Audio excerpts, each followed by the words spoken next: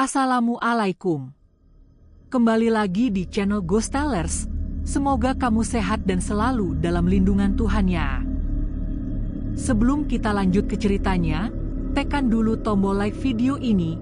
Jangan lupa juga klik tombol subscribe channel ini dan nyalakan juga notifikasinya agar tidak ketinggalan cerita menarik lainnya.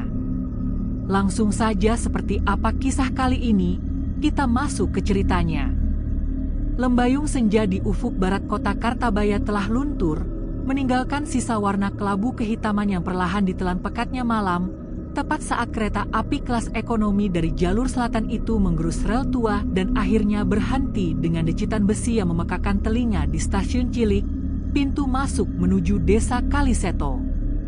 Dari gerbong yang penuh sesak dengan para pedagang yang baru pulang dari pasar komoditas, turunlah seorang pemuda bernama Kresna. Wajahnya yang biasanya teduh dan menampakkan ketenangan seorang santri kini terlihat keruh, pucat pasi, dan sepasang matanya menyiratkan kelelahan batin yang mendalam, tidak hanya karena perjalanan yang jauh, tetapi karena beban pikiran yang datang dari sebuah lembar surat tua yang kini terlipat rapi, terselip erat di antara halaman-halaman naskah kuno ajian sungsang warisan dari Kiai Bhima. Kresna adalah santri kesayangan di pondoknya, dikenal bukan hanya karena kecerdasannya dalam memahami ajaran-ajaran agama formal, melainkan juga karena ketenangannya yang luar biasa dalam menghadapi hal-hal yang tidak kasat mata, sebuah bakat turunan yang ia sembunyikan rapat-rapat. Kain sarung lusuh berwarna hijau lumut tersampir di pundaknya, satu-satunya barang yang ia bawa selain naskah sakral itu, menjadi simbol kesederhanaan dan identitas yang kini harus ia tanggalkan sementara waktu. Surat dari Ibu Ratih yang datang mendadak seminggu yang lalu melalui seorang utusan kampung telah membelah ketenangan hatinya seperti petir menyambar di tengah hari bolong, mengusir semua fokusnya dari pelajaran fiqh dan tauhid. Bunyi kalimat demi kalimat yang ditulis dengan tangan gemetar sang ibu terus berputar-putar di benaknya, menciptakan resonansi ketakutan yang dingin. "Nak, bapakmu muntah paku," tubuhnya lebam-lebam tanpa sebab, seperti dihantam dari dalam. "Kami takut, Nak, ini bukan sekadar sakit biasa, ini adalah kiriman gelap yang ingin mencabut nyawa. Pulanglah, Nak, sebelum terlambat, hanya ilmumu yang mungkin bisa menjadi harapan terakhir bagi kami untuk tetap berdiri tegak di atas tanah ini." Kresna tidak sempat berpamitan secara resmi kepada pengurus pesantren, ia hanya sempat mencium tangan Kiai Bhima yang sudah renta. Sang Kiai, dengan mata yang seperti membaca takdir, hanya berkata singkat namun penuh makna, sebuah kalimat yang kini menjadi mantra peringatan dalam setiap langkah Kresna. "Pulanglah, Kresna. Namun, ingatlah bahwa ilmu yang sudah kau jaga adalah perisai. Desa Kaliseto yang akan kau pijak nanti bukanlah sekadar tanah biasa. Ia telah lama menjanjikan sesuatu pada kegelapan, dan kini ia mulai menagihnya dengan darah." Kata-kata itu terasa seperti beban bertonton yang kini harus ia panggul sendiri, sebuah warisan tak terlihat yang ia duga telah menjadi alasan utama mengapa keluarga mereka, yang hanya seorang petani biasa, selalu diliputi dengan kesuburan sawah yang nyaris tidak masuk akal, sementara tetangga yang lain selalu berjuang keras melawan kekeringan dan hama. Kresna melangkah keluar dari stasiun Cilik yang sepi, meninggalkan gemuruh kereta api dan menuju jalan setapak yang gelap. Jalanan menuju desa Kaliseto terasa lebih sunyi dan angker dari yang ia ingat, seolah alam sendiri sudah bersiap untuk sebuah tragedi. Rasa lelah fisik itu kini teredam oleh urgensi spiritual yang lebih mendesak. Jalanan menuju jantung desa Kaliseto, sebuah jalur tanah becek yang membelah ladang-ladang jagung yang kini menyisakan batang-batang kering dan menyedihkan, terasa memanjang tanpa ujung, diliputi oleh keheningan yang mencekam dan hanya diselingi oleh siulan angin malam yang dingin dan menusuk. Kresna berjalan cepat, hati dan pikirannya dipenuhi oleh gambaran mengerikan tentang ayahnya, Bapak Cipta, yang selalu ia ingat sebagai sosok petani yang tegar, keras seperti akar pohon, dan tak pernah mengeluh meskipun tubuhnya sudah dihantam oleh kerasnya hidup. Kini, bayangan sosok itu terkulai lemas, menjadi korban kezaliman yang tak berwujud, membuatnya merasa amarah yang membara, namun harus ia redam di bawah lapisan ajaran kesabaran yang telah ia pelajari selama bertahun-tahun di pesantren. Desa Kaliseto di malam itu tampak asing. Tak ada suara canda tawa anak-anak yang biasanya bermain petak umpet. Tak ada suara kentongan ronda yang berirama. Seolah seluruh desa sedang menahan napas, menunggu sesuatu yang buruk terjadi. Saat ia tiba di ujung tikungan yang dikelilingi oleh gerumbul bambu yang rimbun, tempat rumahnya berdiri, jantung Kresna mulai berdegup kencang, sebuah firasat buruk yang mengalahkan logikanya. Rumah papan sederhana dengan dinding anyaman bambu itu tampak redup, diliputi oleh aura yang berat. Tanda pertama yang menyambutnya bukanlah sambutan hangat, melainkan bau yang aneh dan menusuk hidung. Perpaduan antara bau amis yang tajam, aroma darah basi yang tidak wajar, dan bau tanah basah yang dingin, seolah-olah rumah itu berdiri di atas lumpur yang baru saja diaduk. Di atas pintu masuk, tergantung sehelai daun pisang kering yang mulai menguning, sebuah pertanda universal di desa-desa bahwa ada penyakit parah yang sulit disembuhkan sedang bersemayam di dalam. Kresna mengetuk pintu perlahan, hanya dengan sekali ketukan, seraya memanggil, "Maaak." Pintu itu terbuka, dan di baliknya, Ibu Ratih berdiri. Wajahnya yang biasanya penuh senyum dan hangat kini keriput dan sembab, matanya cekung karena kurang tidur dan kekhawatiran yang tak bertepi. Raut wajah sang ibu seketika berubah menjadi lega tak terhingga saat melihat putra tunggalnya berdiri di hadapannya. "Alhamdulillah kau datang, Nak Kresna," bisiknya, suaranya parau dan bergetar. "Cepat, bapakmu makin parah." Dia menolak semua jamu dan obat-obatan dari dukun-dukunan kampung. Kresna segera masuk, dan pemandangan di dalam ruang tengah itu seketika membenarkan semua ketakutan terburuknya. Bapak Cipta terbaring kaku di atas dipan bambu yang reot, tubuhnya yang dulu gagah kini menggigil hebat tanpa henti. Kulit di sekitar leher dan dadanya dihiasi lebam-lebam kehitamannya menjalar seperti akar pohon mati.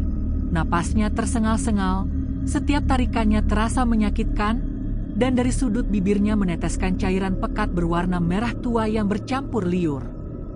Kresna melihat ke lantai tanah di samping dipan dan dadanya seakan ditusuk belati. Di sana, tergeletak 3 buah paku berkarat yang sudah bengkok, disertai serpihan beling yang masih basah oleh darah segar, sebuah bukti fisik yang paling brutal dari kiriman sihir hitam. "Ini yang keluar semalam, Nak," bisik Ibu Ratih, suaranya pecah. "Sudah 3 orang pintar di desa ini yang datang." Semuanya angkat tangan, mereka bilang ini bukan kerjaan dukun biasa. Ini kiriman ilmu hitam dari luar desa, dari tangan yang penuh dengki. Kresna mendekat, berlutut, dan menggenggam erat tangan bapaknya yang terasa dingin dan kaku. Kekuatan santet itu sangat nyata, merusak raga, dan menyebar melalui tanah, mengikat korbannya dengan kawat tak terlihat. Kresna mencoba mengendalikan kegelisahan batinnya, memaksakan diri untuk tetap tenang di hadapan raga ayahnya yang kini tak berdaya dan di hadapan ibunya yang dilanda keputusasaan yang mendalam. Ia tahu, dalam ilmu spiritual, ketenangan adalah kunci pertama untuk mendirikan perisai. Ia mulai merapalkan ayat-ayat suci Al-Quran yang ia hafal. Niatnya adalah melakukan ruqyah sederhana sebagai pertolongan pertama, upaya untuk mengusir energi negatif yang bersemayam dalam tubuh Bapak Cipta. Namun, baru sampai pada ayat ketiga dari surat pendek yang ia baca, tubuh bapaknya bereaksi dengan kejang yang sangat hebat. Bapak Cipta menggeliat dan berteriak kesakitan, erangannya terdengar seperti jeritan yang bukan berasal dari pita suaranya sendiri, melainkan dari sebuah entitas lain yang terperangkap dan sedang melawan. Matanya terbelalak sebentar, menatap kosong ke langit-langit, sebelum akhirnya tertutup lagi dalam keadaan pingsan total.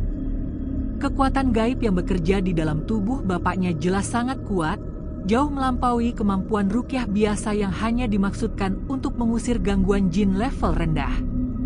Kegagalan ini, meskipun hanya sebuah uji coba kecil, menjadi tamparan keras bagi Kresna, menunjukkan bahwa masalah yang ia hadapi bukanlah sekadar sakit atau gangguan gaib biasa, melainkan sebuah peperangan spiritual yang telah dipersiapkan dengan matang oleh pihak lawan.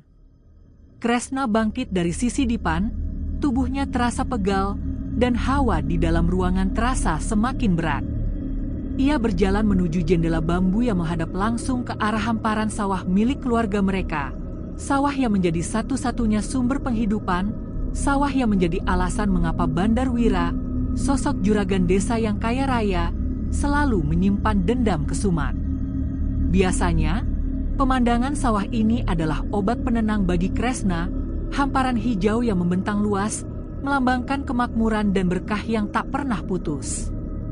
Namun, kini, sebagian besar petak sawah yang berada di bagian tengah tampak menghitam, layu, dan kering seperti hangus terbakar, seolah-olah api tak kasat mata telah merusak dari dalam, padahal saat itu belum memasuki musim kemarau, dan air irigasi masih mengalir dengan cukup lancar. Ujung-ujung batang padi menggantung lemas, rapuh seperti mayat tanaman. "Ada apa dengan sawah kita, Mak?" tanya Kresna. Suaranya sangat pelan, hampir hanya sebuah bisikan. Ibu Ratih yang mengikutinya dari belakang menjawab dengan suara getir, "Baru seminggu ini keadaannya begitu, Nak. Padahal airnya bagus, pupuknya juga cukup. Tapi entah kenapa, dari bagian tengah, semua mulai mati perlahan-lahan." Semua warga desa keheranan, "Nak." Kresna terdiam, termenung lama menatap sawah yang rusak itu. Ingatannya kembali pada sebuah pelajaran rahasia yang ia dapatkan dari Kiai Bhima saat mereka membahas ilmu pertanian spiritual. Sang Kiai pernah berkata, dengan nada yang sangat serius, bahwa jika tanah yang kau pijak mulai mati dan layu sebelum waktunya, sebelum kemarau datang, itu bukan hanya pertanda alam, Kresna. Itu tandanya ada darah yang sedang ditagih, sebuah hutang lama yang sudah jatuh tempo dan harus dibayar dengan nyawa.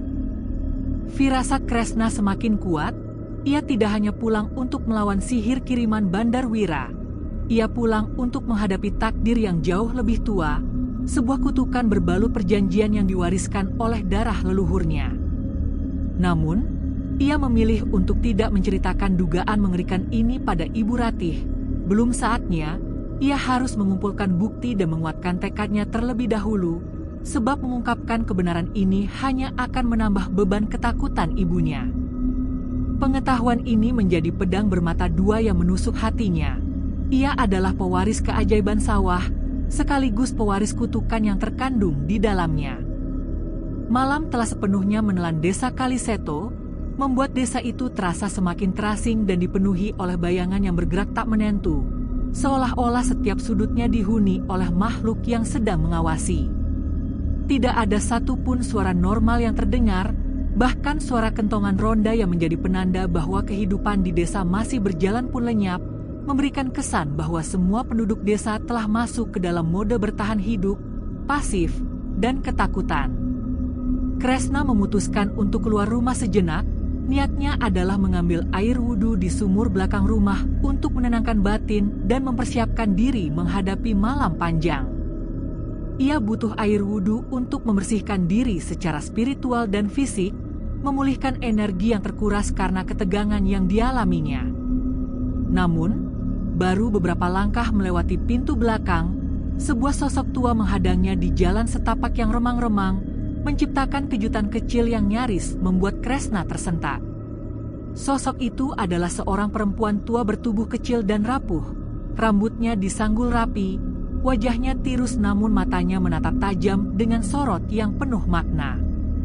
Ia membawa lentera minyak kecil yang memancarkan cahaya kekuningan yang redup, cukup untuk menerangi wajahnya yang kini terlihat sangat cemas.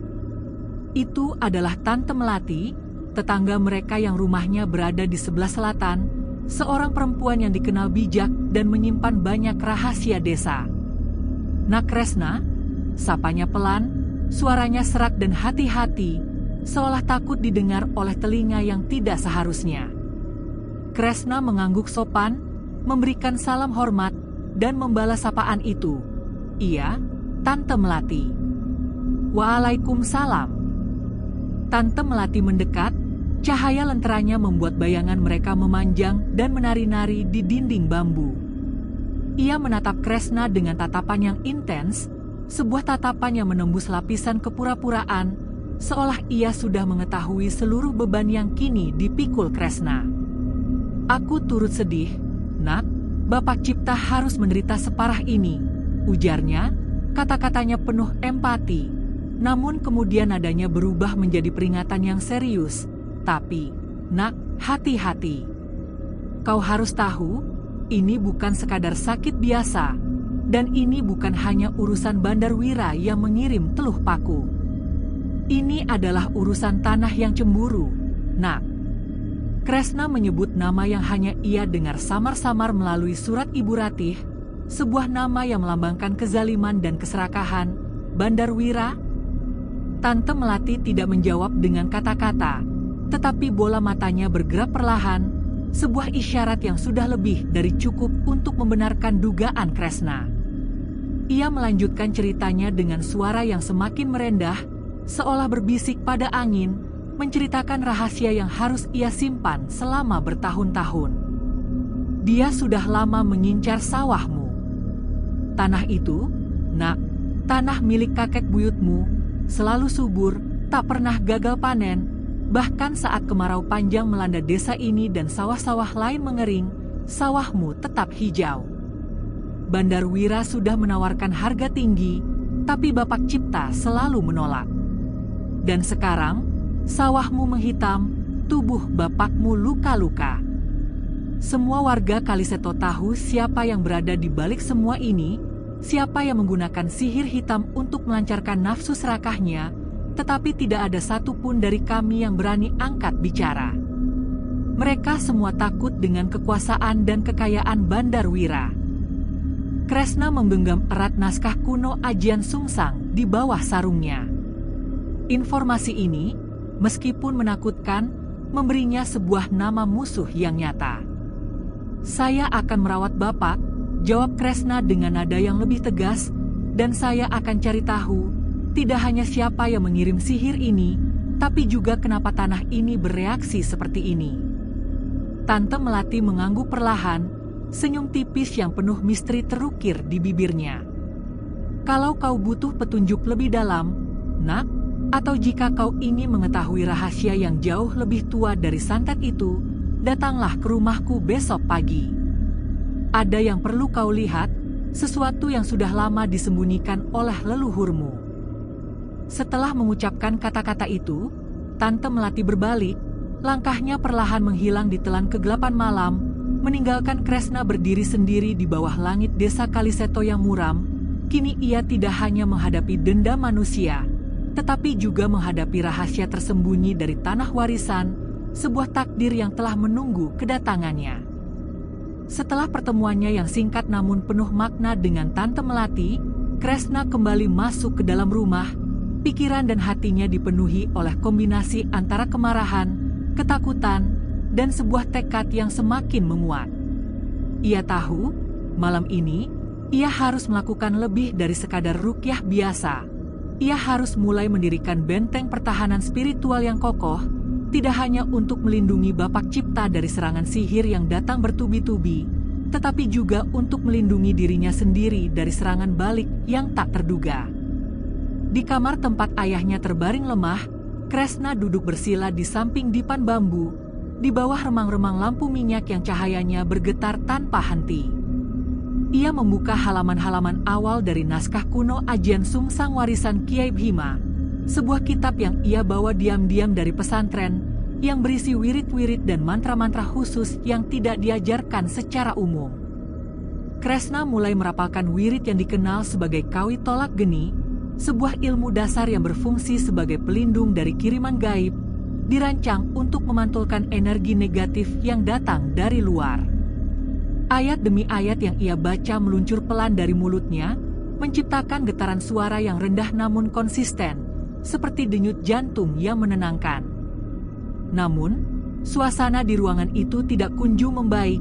Sebaliknya, hawa dingin yang menusuk tulang perlahan-lahan berubah menjadi panas yang menyengat, udara menjadi berat dan kental, seolah dipenuhi oleh energi yang berbenturan. Dinding bambu rumah mulai mengeluarkan suara kretek-kretek yang aneh, seolah-olah bilik-bilik itu sedang memuai atau bernapas, sebuah pertanda bahwa kekuatan gaib di luar sedang menguji benteng yang ia dirikan. Tiba-tiba, tubuh Bapak Cipta terguncang dengan hebat, melebihi reaksi yang ditunjukkannya saat Kresna mencoba ruqyah. Bapak Cipta membuka matanya yang merah dan penuh ketakutan, dan dari mulutnya, ia mengeluarkan sebuah teriakan yang aneh dan samar, sebuah kalimat yang tidak masuk akal dalam kondisi sadar. Jangan tanam di tengah. Jangan tanam di tengah. Itu tanah mereka. Mereka akan menagih janji. Kresna segera memeluk ayahnya, mencoba menenangkan tubuhnya yang menggigil hebat dan menangis, merasakan hawa dingin yang luar biasa yang menjalar dari kulit ayahnya ke tangannya, dingin yang bukan berasal dari suhu ruangan. Dalam pelukan itu, Kresna teringat pada sebuah barang yang ia bawa dari pesantren yang diselipkan di dalam lapisan kain sarung tuanya. Ia merogoh ke dalam baju ayahnya, ke tempat ia menyelipkan benda itu sebelum Bapak Cipta jatuh sakit parah. Kresna menarik keluar sebuah kain lusuh yang membungkus sesuatu di dalamnya, dan saat kain itu dibuka, terlihatlah sebuah batu kecil sebesar telur puyuh, berwarna hijau lumut, yang kini berdenyut pelan dan memancarkan kehangatan yang kontras dengan dinginnya suasana. Batu itu bukan batu biasa, itu adalah segel pematang pusaka tua, sebuah benda warisan yang, menurut cerita samar-samar dari sang kakek, dulunya digunakan oleh leluhur mereka untuk mengikat roh penunggu sawah agar tidak mengganggu, atau, yang lebih menakutkan, agar tidak menagih tumbal yang telah dijanjikan. Namun, mengapa segel itu kini muncul kembali, berdenyut hangat di tengah guncangan santet yang dahsyat? Kresna menyadari kebenaran yang menakutkan, masalah ini bukan hanya tentang Bandarwira yang iri dan dukun keji. Ini adalah pertarungan untuk melunasi sebuah perjanjian lama, sebuah hutang darah yang hampir dilupakan oleh keturunan, yang kini datang menagih haknya, bukan hanya dengan paku dan beling kiriman sihir, tetapi juga dengan jiwa dan raga dari pewaris darah yang paling lemah, yaitu Bapak Cipta. Di malam yang semakin larut itu, di tengah heningnya desa Kaliseto, Kresna menutup matanya, mengambil napas dalam-dalam, dan bersumpah dalam hati untuk menghadapi dan memutus mata rantai kutukan ini, bahkan jika itu harus dibayar dengan nyawanya sendiri, sebuah janji yang kini menggantung berat di antara ia dan tanah yang diwarisinya, sebuah janji yang akan ia laksanakan dengan ilmu yang ia miliki. Hari-hari berikutnya di desa Kaliseto terasa berjalan lambat dan dipenuhi oleh ketegangan yang kental, seolah waktu sendiri telah terdistorsi oleh energi sihir dan ketakutan yang merajalela. Kresna, yang kini secara penuh mengambil peran sebagai penjaga dan perawat Bapak Cipta, duduk bersila di sisi dipan ayahnya, mengamati setiap detail perubahan pada tubuh bapaknya dengan ketelitian yang luar biasa, mencatat setiap reaksi, setiap erangan, setiap desahan napas yang tersisa. Lelaki tua itu masih berada dalam kondisi setengah sadar, tubuhnya yang kurus masih diliputi oleh getaran-getaran yang halus, sesekali matanya terbuka, namun hanya sebentar, pandangannya kosong dan penuh keputusasaan, sebelum akhirnya tertutup lagi. Setiap pagi, Kresna memandikan ayahnya, sebuah ritual yang ia lakukan dengan penuh kasih sayang namun juga dengan penuh kehati-hatian spiritual. Ia menggunakan air rendaman daun bidara yang telah dibacakan ayat-ayat syifa, penyembuhan, sebagai upaya untuk membersihkan aura negatif. Namun, yang paling mengganggu adalah bau yang terus-menerus muncul dari tubuh Bapak Cipta. Bau anyir darah dan bau logam berkarat yang tajam masih sering menyengat, dan yang lebih mengerikan, kadang-kadang, dari pori-pori kulit di sekitar pergelangan kaki atau punggung ayahnya, keluar serpihan besi tipis, seperti serbu paku halus yang telah direndam dalam cairan asam, bukti bahwa kiriman sihir itu masih terus bekerja, menggerogoti raga dari dalam, sedikit demi sedikit. Ini bukan sekadar kiriman santet biasa, Mak, ujar Kresna pada Ibu Ratih, suaranya pelan dan penuh keyakinan, setelah ia selesai membersihkan serpihan logam dari kulit ayahnya. Ibu Ratih, yang kini tampak sedikit lebih tenang setelah kehadiran Kresna, meski kantung matanya semakin menghitam karena tidak bisa tidur, menatap putranya dengan tatapan penuh tanya. "Lalu, apa yang harus kita lakukan, Nak Kresna?" tanyanya, suaranya dipenuhi oleh keputusasaan yang tertahan. "Apakah ilmu yang kau pelajari itu, apakah kau yakin bisa menyembuhkan bapakmu?" Kresna tidak menjawab pertanyaan itu secara langsung. Ia tahu, apa yang ia pelajari di bawah bimbingan Kiai Bhima bukanlah ilmu pengobatan medis atau bahkan ilmu pengobatan herbal. Itu adalah ilmu peperangan spiritual, ilmu yang dirancang untuk menghadapi entitas gaib, untuk melawan kekuatan-kekuatan kegelapan yang berada di luar jangkauan dokter atau dukun kampung biasa. Ia tahu bahwa dalam setiap peperangan spiritual, selalu ada harga yang harus dibayar, sebuah hukum keseimbangan alam yang tidak bisa dihindari, yang seringkali menuntut harga yang sangat mahal, kadang nyawa, kadang kewarasan, kadang-kadang juga ingatan. Namun, Kresna juga tahu bahwa ia tidak punya pilihan lain. Menyerah berarti membiarkan ayahnya mati di bawah teluh Bandarwira dan tuntutan perjanjian leluhur. Ketidakpastian ini menjadi beban moral yang sangat berat bagi Kresna, sebuah dilema etika spiritual yang terus menghantuinya. Sejauh mana ia boleh menggunakan ilmu yang ia miliki, dan harga apa yang paling adil untuk membayar pembebasan yang ia cari?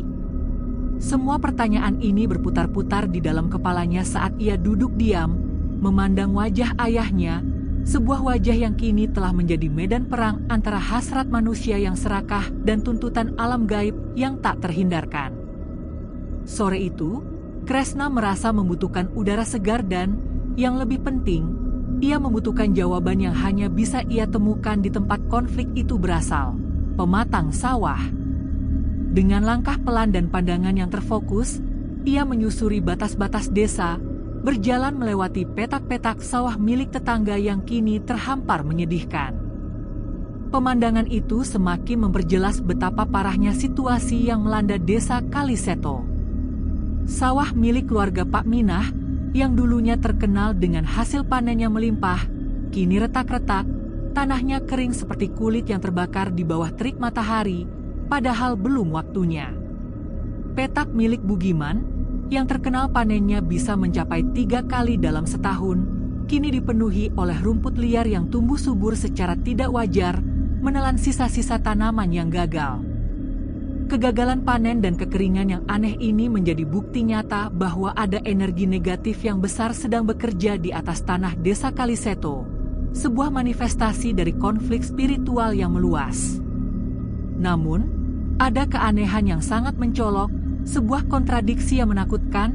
Sawah milik keluarganya yang diwarisi dari leluhur ganda, meskipun sebagian besar petak yang berada di tengah tampak menghitam dan mati, bagian-bagian pinggirnya yang masih tersisa tetap berdiri tegak, berwarna hijau cerah, dan tumbuh subur seperti biasa, seolah-olah ada kekuatan tak kasat mata yang secara selektif melindungi sebagian kecil dari tanah itu, menjadikannya anomali yang mencolok di tengah kehancuran.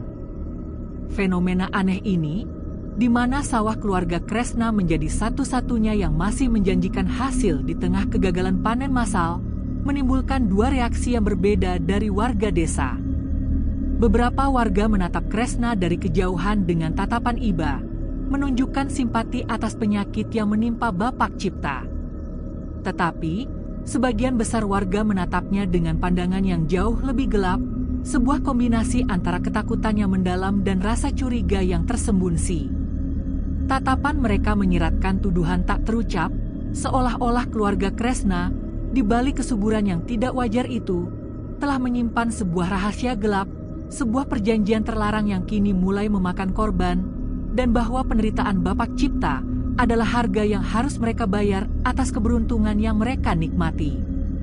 Kresna merasakan tatapan-tatapan itu, merasakan dinginnya isolasi sosial yang mulai merayap di sekitar keluarganya, dan ia tahu masalahnya tidak hanya sebatas santet dari Bandarwira yang ingin merebut tanah mereka. Masalahnya adalah perjanjian leluhur itu telah menjadikan mereka korban ganda, baik dari sihir manusia yang serakah maupun dari tuntutan alam gaib yang haus darah. Tepat ketika Kresna sedang tenggelam dalam perenungan yang berat ini, sebuah suara menyapanya dari balik rumpun pisang yang rimbun. "Assalamualaikum." Itu adalah Tante Melati yang datang dari arah barat, membawa cangkul kecil dan sekantong bunga telon yang aromanya lembut dan menenangkan, sebuah kontras yang nyata dengan ketegangan spiritual yang menyelimuti area itu. Kresna menoleh dan membalas salamnya dengan hangat. Tante Melati berjalan mendekat, menunjuk ke sekeliling sawah yang rusak. "Kau lihat sendiri, Nak Kresna," ujarnya, suaranya berat. "Tanah di sini menolak tidur, ia menolak memberi kehidupan. Sudah waktunya kau tahu kenapa, sudah waktunya kau tahu apa yang telah diperbuat oleh darah yang mengalir di tubuhmu." Kresna menatap Tante Melati, memohon sebuah penjelasan yang lengkap, sebuah kebenaran yang selama ini tersembunyi di bawah lapisan sejarah keluarga. "Apa maksud Tante?" tanyanya. Ia sudah siap mendengarkan cerita yang paling mengerikan sekalipun. Tante Melati menghela napas panjang, dan di bawah langit sore yang memerah, ia memulai pengungkapan rahasia yang telah lama ia simpan, sebuah rahasia yang akan mengubah seluruh pandangan Kresna tentang tanah yang ia cintai. Tante Melati mengajak Kresna duduk di atas batu besar yang dingin di pematang sawah, sebuah tempat yang terasa strategis, sebuah titik temu antara tanah yang subur dan tanah yang mati. Angin bertiup pelan, membawa aroma lumpur dan bunga telon, tetapi udara di sekitar mereka terasa semakin berat, seolah dipenuhi oleh roh-roh masa lalu yang haus akan keadilan. Tante Melati memulai ceritanya, sebuah narasi sejarah keluarga yang dipenuhi oleh kekayaan dan kutukan yang tersembunyi. "Kakek buyutmu, Nak Kresna, yang bernama leluhur Ganda, adalah orang yang sangat sakti di masa lalunya," ujarnya, matanya menatap jauh ke arah cakrawala yang memerah, tapi ia juga dikenal sebagai pribadi yang licik dan penuh ambisi. "Awalnya, tanah ini tidak subur sama sekali, Nak, hanya berupa rawa yang penuh penyakit, keras, dan sangat angker. Tidak ada orang yang berhasil menanam apapun di sini, semua gagal panen dan mati. Leluhur Ganda, yang haus akan kemakmuran, tidak mau menerima kegagalan itu." Kresna mengangguk pelan. Cerita tentang kegagalan awal ini samar-samar pernah ia dengar, namun tidak pernah lengkap. Tante Melati melanjutkan, mengungkapkan inti dari perjanjian gelap yang telah menjadi sumber kekayaan sekaligus kutukan bagi keluarga mereka. Maka, leluhur Ganda melakukan sebuah ritual yang sangat mengerikan, ritual yang disebut melemu, bertapa di tengah sawah selama 7 malam 7 hari, ritual yang sama dengan yang akan kau lakukan. Ia membuat perjanjian dengan roh penjaga lapis ketiga, roh tua yang sangat kuat, roh perempuan yang dulu meninggal dibakar hidup-hidup oleh warga desa karena dituduh melakukan praktek sesat. Roh itu dijadikan penjaga sawah, penarik rezeki yang melimpah tak putus-putus. Suara Tante Melati terdengar semakin serak, seolah berat untuk mengucapkan kata-kata itu. "Tapi, Nak, roh penjaga itu meminta syarat yang sangat keji. Setiap 3 windu, yang berarti setiap 18 tahun, harus ada darah keturunan Ganda yang harus jatuh ke tanah sebagai tanda kesetiaan dan perpanjangan kontrak. Itu adalah tumbal wajib yang harus ditepati." Kresna tercekat, menelan ludah yang terasa dingin dan pahit. Angka 18 tahun itu seketika beresonansi dalam ingatannya. 18 tahun yang lalu, Nak, Tante Melati menatapnya lekat. "Ibumu, Ibu Ratih, pernah keguguran, kehilangan anak keduanya, bukan? Itu adalah tumbal yang tak disengaja, sebuah korban yang cukup untuk memperpanjang perjanjian yang sudah mulai goyah. Tumbal itu menenangkan roh penjaga untuk sementara waktu." Tante Melati menghela napas, dan sekarang waktunya jatuh lagi. Sudah lebih dari 18 tahun. Tidak ada korban yang diberikan. Maka, roh penjaga mulai menuntut haknya, dan kiriman santet dari Bandar Wira hanyalah pemicu yang mempercepat penagihan. Tanah itu kini menuntut darah, Nak, darah yang sama dengan yang telah memberinya kesuburan. Kresna merasa semua darah di tubuhnya mengalir turun, kepalanya terasa pusing dan berat. Kebenaran ini jauh lebih menakutkan daripada santet apapun yang bisa dikirimkan manusia. Siapa lagi yang tahu rahasia keji ini? Tante Melati, tanyanya, suaranya sangat pelan dan gemetar. Hanya orang-orang tua di desa ini yang tahu, Nak, tapi mereka semua bungkam, takut kutukan roh penjaga. Termasuk Bandar Wira. Ia tidak hanya iri, ia tahu tanahmu disumpahi berkah dan ia ingin merebut kutukan itu, atau menghancurkannya. Senja telah berakhir, langit berubah menjadi gelap total, dan di kejauhan, suara burung hantu mulai terdengar, sebuah pertanda yang menakutkan. Kresna bangkit, membawa kepala yang kini dipenuhi oleh beban moral dan spiritual yang tak tertanggung. Ia tahu, ia harus pulang, membawa kebenaran yang keji ini bersamanya, dan mempersiapkan diri untuk pertarungan terakhir, sebuah pertarungan yang harus ia menangkan untuk memutus warisan darah yang terkutuk ini. Malam itu, setelah kembali dari pertemuannya yang membuka tabir rahasia dengan Tante Melati dan setelah selesai melakukan wiridnya di samping Bapak Cipta yang masih tak sadarkan diri, Kresna mencoba memaksakan diri untuk tidur di lantai dekat dipan bambu. Ia butuh istirahat, ia butuh energi, tetapi tidurnya terasa gelisah dan sangat jauh dari ketenangan. Beban pikiran tentang perjanjian leluhur, tuntutan darah dari roh penjaga lapis ketiga, dan ancaman aji pambalik sungsang yang ia bawa, semuanya berbaur menjadi satu, menciptakan mimpi buruk yang paling nyata dan menakutkan yang pernah ia alami. Dalam mimpinya, Kresna mendapati dirinya berdiri sendirian, terdampar di tengah sawah milik keluarganya, namun sawah itu kini telah menghitam sepenuhnya, bukan lagi hanya sebagian. Angin menderu dengan suara yang memekakkan telinga, bukan suara angin biasa, melainkan suara ribuan bisikan dan ratapan yang terperangkap. Batang-batang padi yang kering bergoyang-goyang, seolah-olah sedang berbicara, menceritakan penderitaan yang tak terucapkan. Tiba-tiba, dari tengah pematang sawah yang retak dan berbau tembaga berkarat, muncul sesosok perempuan tua. Tubuhnya sangat membungkuk, hampir menyentuh tanah, rambutnya panjang, kusut, dan terurai hingga menutupi wajahnya yang tidak jelas bentuknya. Kain yang ia kenakan compang-camping, dan ia berjalan dengan menyeret kaki kirinya yang pincang, sebuah langkah yang mengeluarkan suara kroak-kroak yang mengerikan dari lumpur kering. Sosok itu, yang Kresna tahu adalah manifestasi dari roh penjaga lapis ketiga, entitas yang menuntut janji leluhurnya, berdiri diam, menatapnya dengan pandangan yang terasa dingin dan menusuk hingga ke tulang sumsum. "Aku menunggu, cucu dari leluhur ganda," bisik sosok itu dengan suara serak, seperti pasir kering yang digerus. "Tanah ini masih milikku, dan janjinya belum lunas. Kau atau bapakmu, satu harus kembali ke tanah ini, harus menjadi bagian dari lumpur ini, agar kemakmuran ini bisa berlanjut."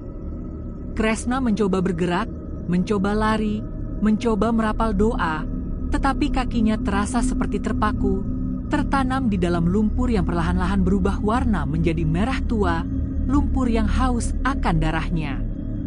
Ia merasa lumpur itu merayap naik, mencoba menelan dirinya hidup-hidup.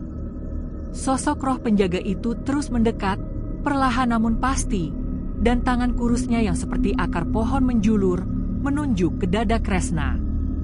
Di detik yang paling mencekam itu, Kresna terbangun, tersentak hebat dari tidurnya, napasnya tersengal-sengal, jantungnya berdegup tak beraturan, dan keringat dingin membasahi seluruh punggungnya. Lampu minyak di pojok ruangan berkedip sebentar, lalu mati total, meninggalkan ruangan dalam kegelapan yang pekat.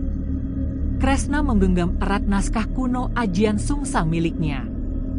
Dalam keheningan malam yang menusuk, ia mengingat tulisan tangan Kiai Bhima di halaman depan naskah itu, sebuah peringatan yang ia abaikan. Jika tanah menolak tidur, jangan pernah tidurkan dirimu. Buka mata dan dengarkan bisikan tanah sebelum ia menelan darahmu. Rasa takut yang tadi menyelimutinya kini berubah menjadi sebuah ketetapan hati yang dingin dan kuat. Ia tidak akan lari. Ia tidak akan membiarkan ayahnya menjadi tumbal. Jika perjanjian itu menuntut darah, maka darahnya sendirilah yang akan ia persembahkan. Kresna tahu ia tidak bisa tidur lagi malam itu, dan ia tahu pertarungan yang sesungguhnya baru saja dimulai, sebuah pertarungan melawan takdir yang diwarisi. Kegelapan malam yang tebal perlahan mulai memudar, digantikan oleh cahaya subuh yang malu-malu menyelimuti desa Kaliseto. Tetapi keheningan yang mencekam tidak juga hilang, justru berubah menjadi bisik-bisik yang merayap di setiap sudut desa. Di pos ronda, di warung kecil Ibu Sari, bahkan di serambi langgar desa, nama Bandar Wira dan Bapak Cipta menjadi topik utama, namun bukan lagi soal dendam keserakahan yang biasa. Warga desa membicarakan sesuatu yang jauh lebih gelap, sebuah rahasia yang tidak bisa lagi mereka simpan, desas-desus tentang penggunaan ilmu hitam. Mereka membicarakan hasil panen Bandar Wira yang menyusut drastis dalam setahun terakhir, dan bagaimana hal itu memicu amarahnya untuk merebut tanah keluarga Kresna.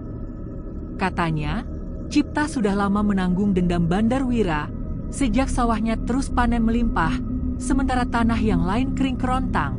Bisik Pak Bani pada tetangganya, suaranya parau, dan katanya lagi, Wira sudah mendatangi Ki Dargo, dukun tua yang tinggal di ujung hutan bayangan. Nama Ki Dargo bukan nama asing di telinga Kresna. Dukun tua itu adalah sosok yang ditakuti. Ia tinggal di sebuah gubuk reot yang terletak di batas desa, di ujung alas belabakan yang angker.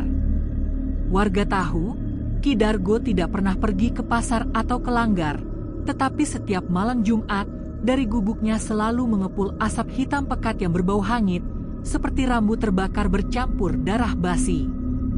Suara bisikan ini, yang mencapai telinga Kresna, menjadi potongan teka-teki terakhir yang ia butuhkan.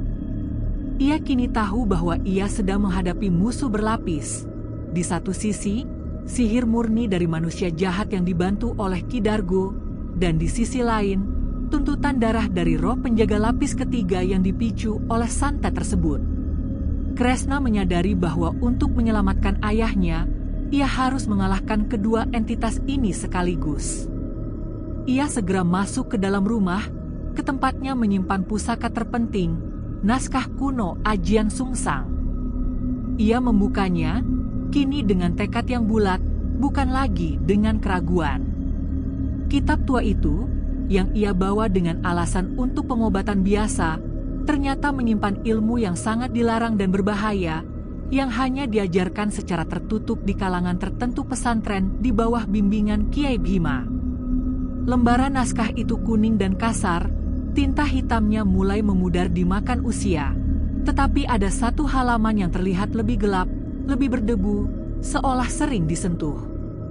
Di atasnya, tertulis dengan jelas nama ilmu yang menjadi harapannya dan juga kutukannya, Aji Pambalik Sungsang, ilmu balik santet untuk penerang tanah gelap. Kresna membaca mantra itu pelan-pelan. Ia memahami bahwa Aji Pambalik Sungsang bukanlah sekadar doa atau mantera biasa, melainkan sebuah tirakat yang harus dijalani selama 7 malam berturut-turut di tempat yang menjadi pusat serangan, yaitu di sawah yang terkena santet. Persyaratannya sangat berat, ia tidak boleh tidur, tidak boleh berbicara dengan siapapun, dan harus menjalankan puasa ketat dari semua makanan yang berasal dari makhluk bernyawa, puasa mutih. Yang paling menakutkan adalah risikonya, sebuah peringatan yang ditulis tebal di mari naskah. Barang siapa yang ruhnya lemah, ia akan diserap oleh tanah lebih dulu daripada santet yang dibalikan. Tumbal akan dibayar sebelum kemenangan tercapai. Kresna menutup naskah itu, merasakan dinginnya kertas lontar di tangannya. Di luar jendela, angin berdesir dari arah sawah, membawa bau lumpur dan aroma anyir samar yang entah dari mana asalnya. Ia menatap ke langit, bulan belum sempurna, tetapi cukup terang untuk menuntunnya di jalan pematang. Malam ini, selepas salat Isya, Kresna akan memulai tirakatnya. Ia telah memilih jalan pengorbanan, sebuah pilihan yang akan menentukan nasib darah keturunannya dan kebersihan tanah desa Kaliseto. Malam itu, setelah memastikan Ibu Ratih dan Bapak Cipta tertidur, meskipun tidurnya terasa gelisah, Kresna berjalan perlahan menuju tengah sawah milik keluarganya. Ia mengenakan sarung putih sederhana dan membawa 3 benda penting: lampu tempel yang redup, sebuah kendi kecil berisi air yang telah dibacakan doa khusus untuk membasahi tanah, dan lembaran kertas lontar tipis yang merupakan salinan bagian-bagian penting dari naskah kuno Ajian Sungsang. Tepat pukul 9 malam, Kresna tiba di petak sawah yang paling subur, tempat padi masih berdiri tegak dan daun-daunnya bergemerisik lirih. Tempat ini adalah pusat spiritual dari tanah warisan itu, tempat di mana energi perjanjian leluhur paling terkonsentrasi. Ia duduk bersila dengan punggung yang tegak, posisi yang sempurna untuk memulai tirakat 7 malam yang sangat berbahaya. Mulutnya mulai komat kamit, membaca kalimat pembuka ritual, sebuah permohonan izin kepada alam semesta dan kepada ruh leluhur. Kemudian, ia melanjutkan dengan bait-bait Aji Pambalik Sungsang yang harus diucapkan tanpa jeda. Seketika setelah mantra pertama terucap, alam di sekelilingnya bereaksi dengan sangat cepat. Angin tiba-tiba berubah arah, bukan lagi angin dingin biasa, melainkan angin yang membawa hawa lembab dan berat, seolah udara telah menjadi kental dan sulit dihirup. Daun-daun padi di sekelilingnya mulai menunduk satu persatu, bergetar hebat, seakan-akan mereka sedang memberikan hormat kepada sesuatu yang besar dan tak terlihat yang kini telah dipanggil. Kresna merasakan dirinya seperti dikelilingi oleh ratusan makhluk yang tidak kasat mata, entitas-entitas gaib yang tertarik oleh energi mantra dan janji darah. Pada jam pertama tirakat, semuanya berjalan sesuai rencana. Hanya suara jangkrik yang terdengar lebih nyaring dari biasanya mencoba bersaing dengan suara Kresna. Namun, memasuki jam kedua, serangan mulai datang. Lampu tempelnya tiba-tiba berkedip-kedip hebat, seolah kehabisan minyak, lalu padam sepenuhnya, meninggalkan Kresna dalam kegelapan total, hanya ditemani oleh remang-remang cahaya bulan yang samar-samar. Ia menyalakannya kembali, tetapi lampu itu hanya bertahan beberapa detik sebelum mati lagi. Ia tahu, ini adalah ulah dari energi lawan, sebuah upaya untuk mengganggu konsentrasi spiritualnya, memaksanya untuk berhenti. Kresna membiarkan lampu itu mati, memaksakan diri untuk mengandalkan ingatan dan kekuatan batinnya, menggunakan cahaya bulan sebagai satu-satunya penunjuk jalan. Kemudian, terdengar suara aneh, langkah berat seperti seseorang yang sedang berjalan di air dangkal, suara ces-ces yang semakin lama semakin dekat. Kresna tahu, ia tidak boleh bicara, ia tidak boleh panik, ia harus tetap pada mantranya. Ia hanya mempererat posisi duduknya dan melanjutkan bacaan Aji Pambalik Sungsang dengan nada yang lebih tinggi dan lebih tegas. Langkah kaki itu berhenti di balik bayangan pohon pisang di pinggir sawah, dan dari kegelapan itu muncul sosok yang samar, tubuhnya membungkuk, dibalut kain hitam lusuh yang menutupi separuh wajahnya, tetapi Kresna bisa mengenali bentuknya yang kecil, tua, dan bau dupa gosong yang menyertai kedatangannya. Itu adalah manifestasi fisik dari Ki Dargo, dukun suruhan Bandarwira, yang datang untuk menghentikan ritual pembalikan santet. Ki Dargo berdiri diam, seperti patung, mengawasi, memancarkan aura kegelapan yang pekat. Sosok manifestasi Ki Dargo berdiri kaku di pinggir sawah, memancarkan aura kegelapan dan sihir yang pekat, menciptakan medan energi yang berlawanan dengan cahaya mantra Kresna. Dukun tua itu, yang kini hanya berupa bayangan hidup yang jahat, tampak seperti sedang menunggu momen yang tepat untuk melancarkan serangan terakhirnya. Kresna tetap diam, tidak menghentikan bacaan Aji Pambalik Sungsang yang telah mencapai puncaknya. Tangannya mulai gemetar, bukan karena takut, melainkan karena energi gaib yang ia kendalikan terlalu besar, terlalu kuat, menguras seluruh daya hidupnya. Ia tahu, kelemahan sedikit saja dalam fokus spiritualnya akan berakibat fatal. Ia bisa langsung diserap oleh tanah seperti yang diperingatkan oleh naskah kuno. Tiba-tiba, Ki Dargo mengangkat tangannya yang kurus. Dari jari-jarinya, melesatlah asap hitam pekat, tebal, dan berbau belerang yang menyengat, langsung menuju ke arah Kresna. Asap itu, yang merupakan inti dari santet yang dikirimkan kepada Bapak Cipta, menyebar dan menyatu dengan tanah di bawah Kresna. Sawah di bawahnya mulai bergoyang pelan, bergetar hebat, seolah-olah perut makhluk besar yang baru saja terbangun dari tidur panjangnya hendak menelan mangsa. Namun, kekuatan Aji Pambalik Sungsang yang telah terakumulasi selama berjam-jam tirakat di lokasi yang tepat itu, membuktikan dirinya jauh lebih kuat. Asap hitam itu tidak mampu menyentuh tubuh Kresna. Sebaliknya, tanah di sekitar tempat duduknya yang bersilam mulai memancarkan cahaya redup kehijauan, cahaya yang sama dengan warna batu segel pematang pusaka tua yang ia selipkan di bajunya. Cahaya hijau ini adalah energi pertahanan murni yang bukan hanya menolak, tetapi juga membalikkan serangan. Sosok Ki Dargo yang berada di kegelapan seketika melangkah mundur, tampaknya terkejut dan kesakitan oleh kekuatan pembalikan mantra itu. Kresna tahu, ini bukan lagi tirakat sederhana. Ini adalah pertempuran langsung antara kehendak spiritualnya dengan sihir murni yang dikirim oleh musuh. Ia terus membaca, memaksakan suaranya yang sudah mulai serak untuk tetap lantang, mendorong semua energi negatif kembali ke sumbernya. Jam demi jam bergulir, embun mulai turun dengan deras, membasahi tubuh Kresna yang sudah kelelahan dan kedinginan. Suara hewan malam mulai berganti menjadi kokok ayam di kejauhan, sebuah pertanda fajar akan tiba. Kresna hampir roboh karena kelelahan, tetapi ia bertahan, membiarkan energi sungsang itu melakukan tugasnya. Saat fajar mulai mengusap langit, tanah di bawahnya berhenti bergoyang. Asap hitam perlahan menghilang, ditarik paksa kembali ke sumbernya.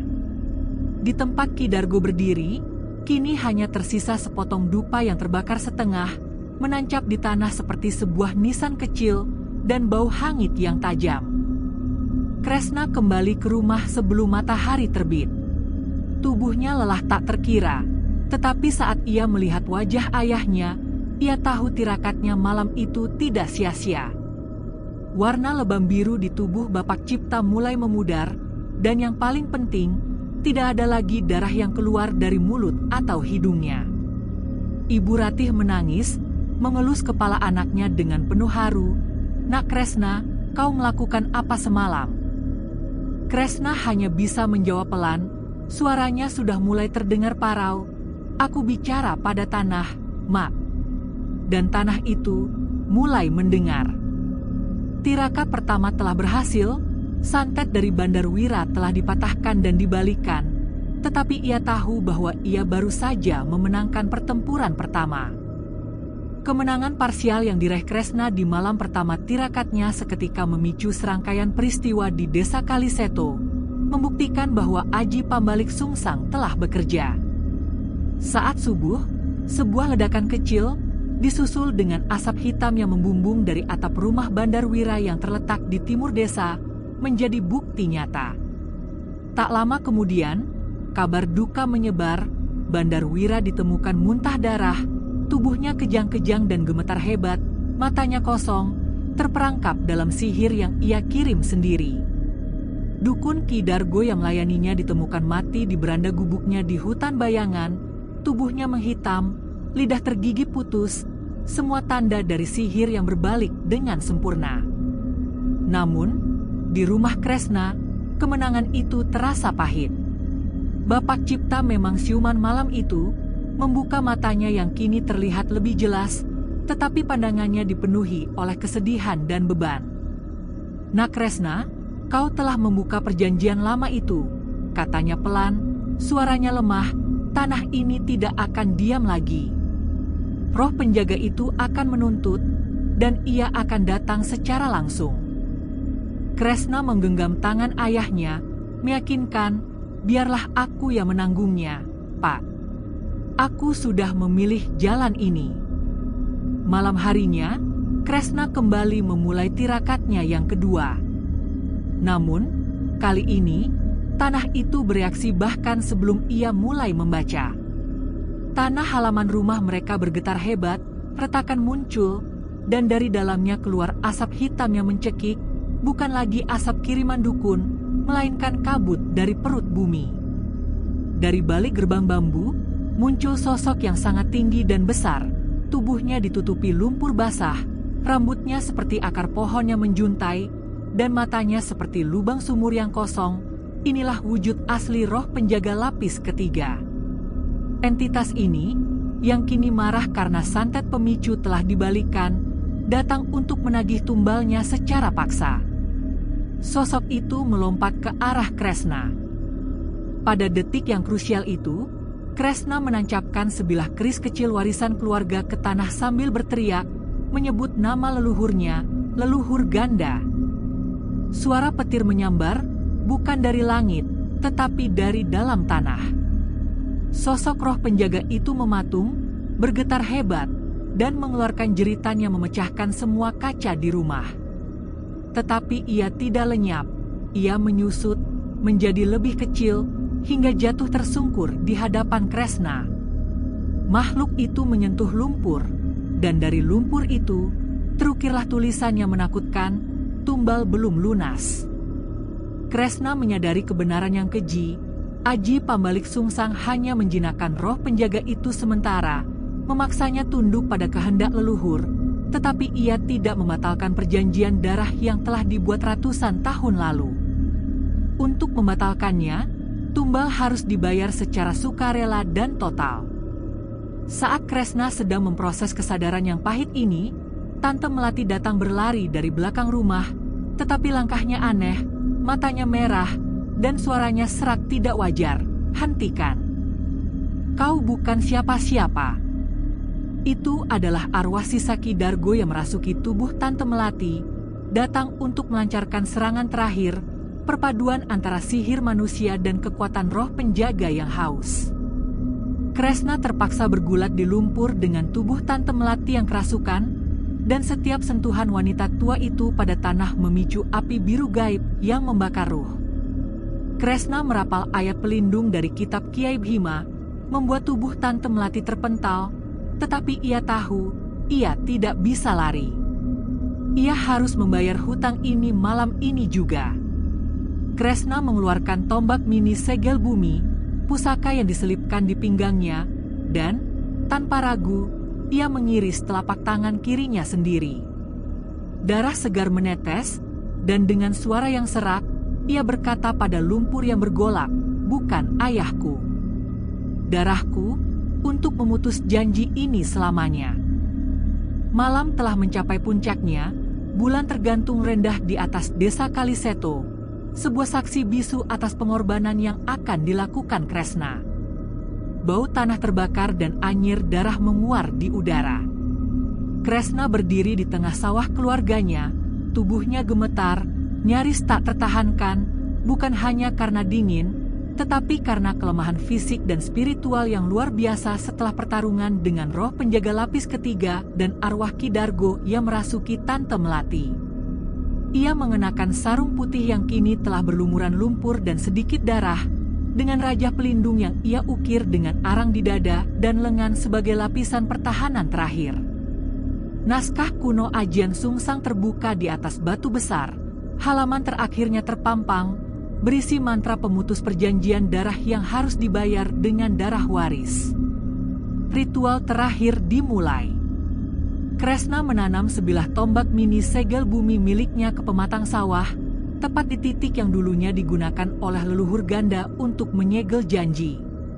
Kresna sudah mengambil keputusan yang paling berat, ia akan mengorbankan darahnya sendiri, tidak hanya untuk melawan santet yang sudah lumpuh, tetapi untuk menebus janji yang dibuat oleh darah terdahulu yang terlalu lama ditutupi oleh hasil panen yang melimpah dan menipu. Dengan suara yang lirih, hampir seperti bisikan, ia membaca mantra terakhir dari Aji Pambalik Sungsang yang berfungsi sebagai janji pemutusan. Wiji Bali menyang petak, getih Bali marang sang wasis, pangrukti kaul, berkahi jagat pepati, nyepet dibanding janji, benih kembali ke petak, darah kembali ke yang bijak, aku janji bersumpah, berkahi alam ini, cepat putuskan janji itu. Kresna menarik pisau kecil itu, dan kali ini, ia menggoreskan pisau itu ke bagian tengah dadanya, tempat jantung berdetak, sebuah luka dangkal namun cukup untuk menumpahkan darah. Darah mengucur deras, jatuh ke tanah sawah yang sebelumnya begitu subur. Saat darahnya menyentuh lumpur, tanah itu seperti bergolak hebat, bukan menolak, tetapi seperti menghisapnya dengan rakus. Angin mendesing kuat, dan suara-suara mulai terdengar dari antara sela batang padi, tangisan, rintihan, dan nyanyian anak-anak, suara-suara para korban masa lalu yang kini merasa terbebaskan. Kresna tak gentar. Ia mengambil pusaka tombak mini segel bumi dan menancapkannya kembali ke tanah, kali ini dengan segenap kekuatan terakhir dan keyakinan di hatinya, diikuti dengan darah segar dari luka dadanya. Lalu, terdengar suara kerak yang membelah keheningan malam, suara yang bukan berasal dari tanah, melainkan dari pusaka itu sendiri yang retak, pecah dua, tepat di tengahnya. Seketika, semuanya berhenti. Angin berhenti, tanah berhenti bergolak, dan roh-roh penjaga yang muncul sebagai bayangan aneh di pematang pun berhenti bergerak, mematung. Cahaya purnama yang terhalang awan tiba-tiba menyorot lurus ke pusaka yang pecah itu. Udara menjadi ringan, tetapi juga sunyi, sepi yang bukan kosong, melainkan sepi karena baru saja kehilangan sesuatu yang sudah lama bersemayam di dalamnya. Kresna terbaring di tanah, separuh sadar. Tubuhnya dingin, matanya nyaris tak terbuka, tetapi senyum tipis terukir di bibirnya. Perjanjian leluhur telah dibatalkan, putus bersama patahnya pusaka yang menjadi simbolnya.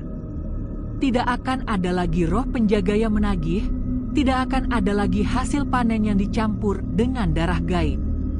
Di sudut sawah, Tante Melati tersadar dari kerasukan Ki Dargo, tubuhnya menggigil hebat. Ia melihat Kresna yang terbaring lemah dan berbisik lirih, "Nak Kresna, Gusti Allah, kau patahkan kutukan itu." Pagi harinya, mentari menyinari desa Kaliseto dengan cahaya yang terasa berbeda. Udara dingin, namun tidak lagi menusuk, kabut tipis menyelimuti sawah, dan embun menempel lembut di ujung-ujung daun padi, mengilap oleh cahaya matahari. Aura cemas yang tebal yang selama ini menggantung di desa itu telah hilang. Bandarwira ditemukan tersungkur lumpuh di ladangnya sendiri, matanya kosong, bibirnya membiru, tangannya mencakar-cakar tanah seperti orang yang kehilangan arah. Ladang yang dulunya penuh hasil kini kering kerontang, sebuah bukti nyata bahwa kejatuhannya adalah akibat pemalikan sihir yang sempurna. Ki Dargo menghilang, gubuknya ditinggalkan, hanya menyisakan botol pecah dan kitab hitam yang terbakar sebagian, seolah-olah kekuatan kegelapan sendiri telah lari terbirit-birit karena tak sanggup menanggung kekalahan. Sementara itu, di rumah sederhana, Bapak Cipta duduk di kursi rotan, memandangi sawah yang perlahan mulai tenang. Air mulai mengalir normal di saluran irigasi, dan burung-burung kecil kembali berdatangan. Kresna, meskipun tubuhnya masih lemah dan luka-lukanya belum sembuh sepenuhnya, telah bangkit. Ia telah berhasil memulihkan ayahnya dan membersihkan tanah yang diwarisinya dari dosa masa lalu. Namun, kemenangan ini datang dengan harga yang sangat mahal, sebuah harga yang merupakan inti dari antiklimaks spiritual yang paling berat.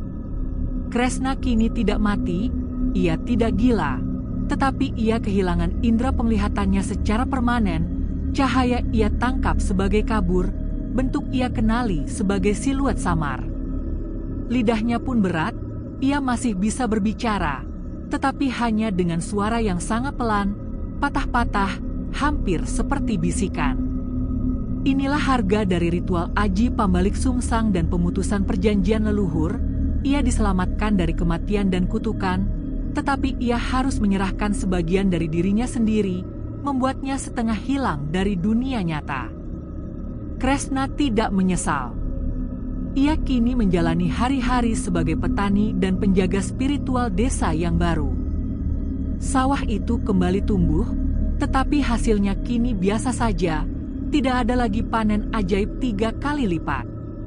Inilah hasil murni, tanpa tumbal, tanpa kutukan. Kehadiran Kresna yang pendiam dan kalem justru menjadi penenang. Ia tidak lagi dikenal sebagai santri dari pesantren jauh, ia kini disebut penjaga pematang. Ia tidak kembali ke pesantren Kiai Bhima, ia memilih untuk tinggal. Baginya, sawah dan tanah warisan itu kini adalah pesantrennya, pematang adalah sajadahnya, dan tetumbuhan yang ia rawat adalah ayat-ayat yang hidup. Suatu sore, Tante Melati duduk di sampingnya, memandangi sawah yang perlahan menguning. "Kamu yakin tak ingin kembali ke pesantren, Nak Kresna?" tanyanya, suaranya dipenuhi rasa iba. Kresna menggeleng pelan, suaranya nyaris tak terdengar, "Di sini tempatku. Di sini darahku." Beberapa bulan kemudian, Bapak Cipta memanggil Kresna. "Nak Kresna," katanya, suaranya penuh haru, "jika aku mati nanti, tanami makamku dengan padi pertama musim itu, jangan bunga. Biar tanah tahu, aku kembali jadi bagian dari yang pernah kutumpangi, bukan yang kutambatkan." Kresna hanya menunduk dan menjawab lirih, "Inggih, Pak." Dan tanah di bawah sana mendengar. Perjanjian lama itu tertidur, tidak mati, hanya menunggu. Dan Kresna, sang pewaris darah yang menolak kutukan, akan menjaganya dengan pengorbanan yang abadi.